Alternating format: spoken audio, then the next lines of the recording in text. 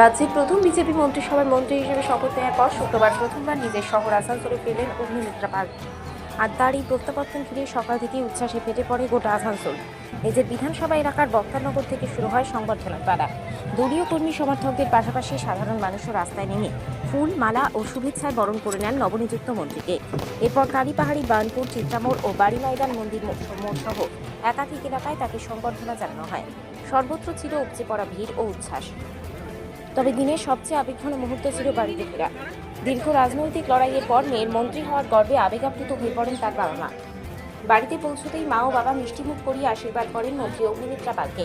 পরিবারের এই আনন্দঘন মুহূর্তে আত্মীয় পরিজনদের মধ্যে ছিল উচ্ছ্বাসের আবহ।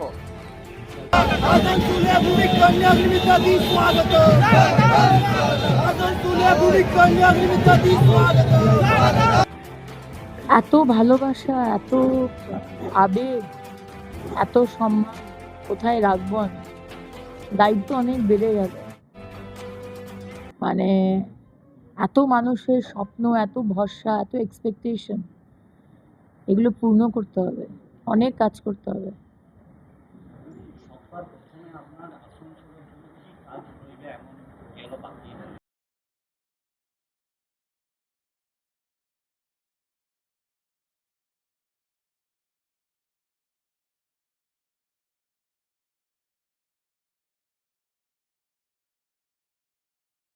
কানেকশন, ৩,০০০ টাকার অন্নপূর্ণার ভান্ডার ১ জুন থেকে, বিনামূল্যে সরকারি বাসে যাতায়াত, মহিলাদের কোনো ভাড়া লাগবে না।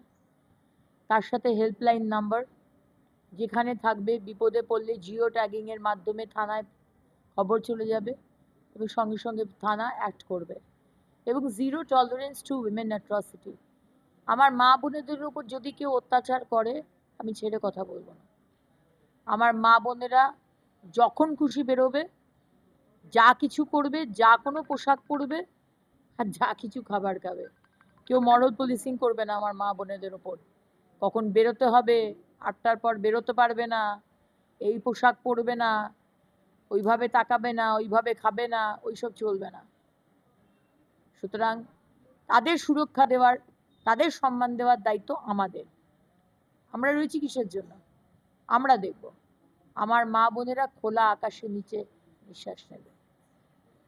15 বছর অনেক মরাল পুলিশিং হয়েছে, আর নয়। সরকারে আসার পর অন্য বিরোধী দলরা এবার এই দলে আসার চেষ্টা করছে, সেটা কি হবে?